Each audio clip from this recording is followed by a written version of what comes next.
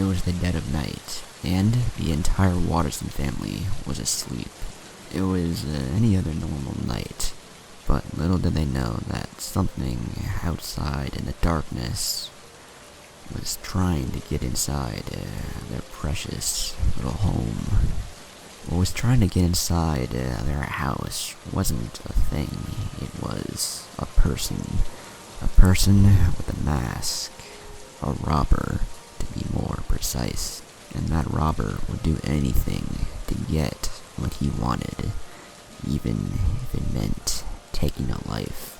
As the robber was scurrying about through the Wattersons' yard, trying not to make any noise, he found a giant rock, and now he had his chance to get into the house.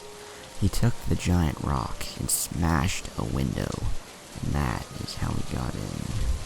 This, however, caused a loud noise, and it awoke only Gumball, who thought it was strange that he heard a noise in the middle of the night, so he decided to go downstairs and check it out to see what was going on, or to see if anything was out of the ordinary. As Gumball was walking down the stairs, he heard moving. Then he heard a voice say, "You should have stayed in your room, boy." This struck fear into Gumball, and now he knew that someone was in his home. He tried to run back upstairs, but it was over in a matter of seconds. A gunshot went off, and it struck Gumball in the head, killing him instantly. This loud bang awoke the entire Watterson family.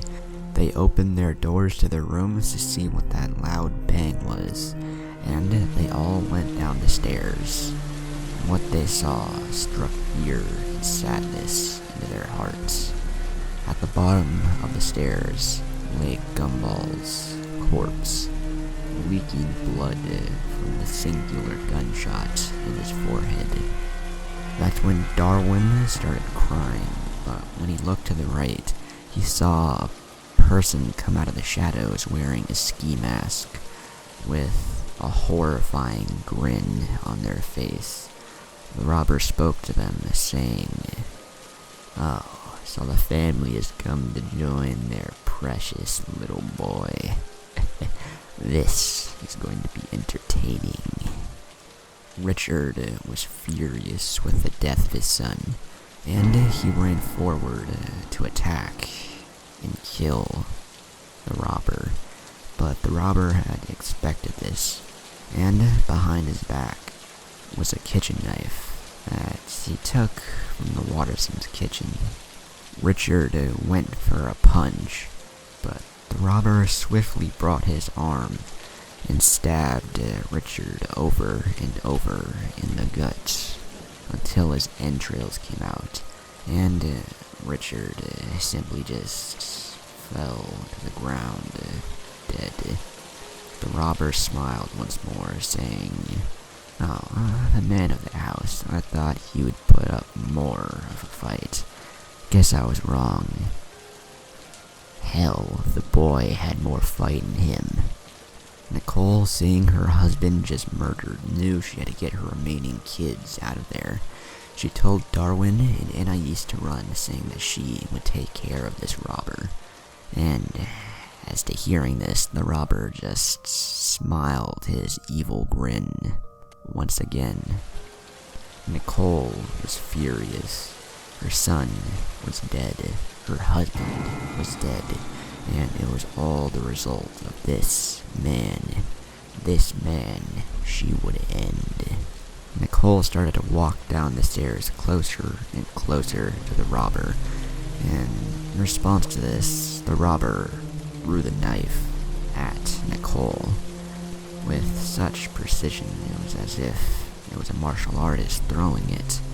But in response to this, Nicole caught the knife with her bare hands and crushed it.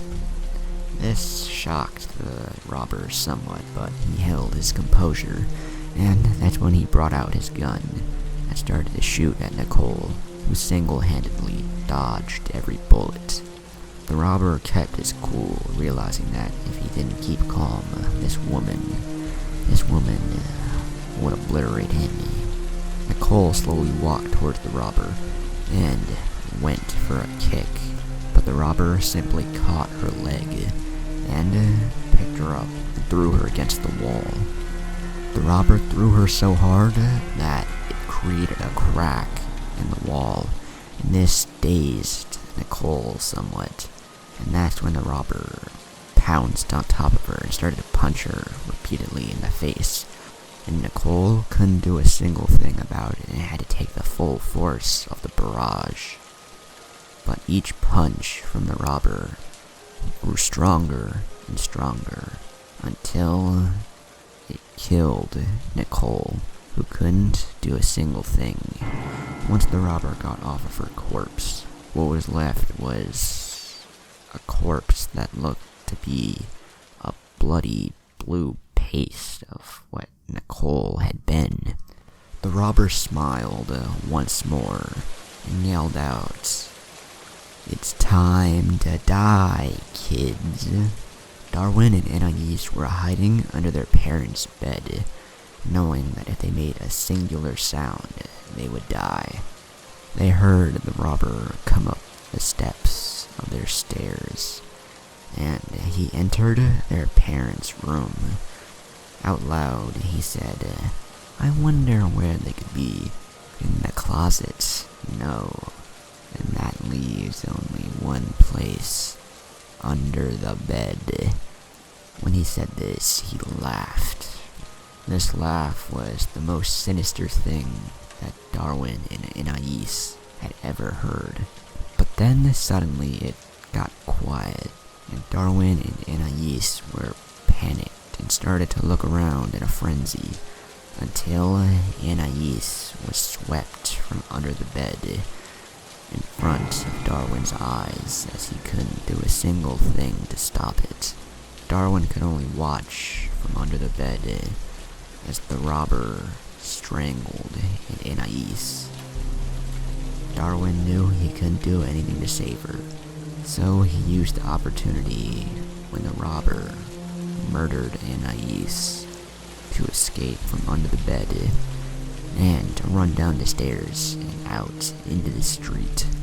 Darwin ran as fast as he could, and he got away from his house that was riddled with the corpses of his entire family. Darwin ran a few blocks, and he thought he had successfully escaped until he saw his family's car full speed straight towards him. The robber must have stolen their car, and as he was looking into the windshield, Darwin saw the robber with his ski mask on, smiling his devilish grin. He was finished with Anais, and he had come to finish off Darwin. Darwin was in the middle of the road, and the car was almost near him. The car sped up, and it was now easily going over 100 miles an hour on a neighborhood road. Darwin tried to run into the yard to avoid being hit, but the robber expected this, and as Darwin was running into the yard, the robber turned the wheel to hit Darwin. Darwin could only watch as he was in front of a tree, and the robber jumped out of the car, coming straight towards him. The car then collided into Darwin, smashing into the tree and turning Darwin into a bloody pile.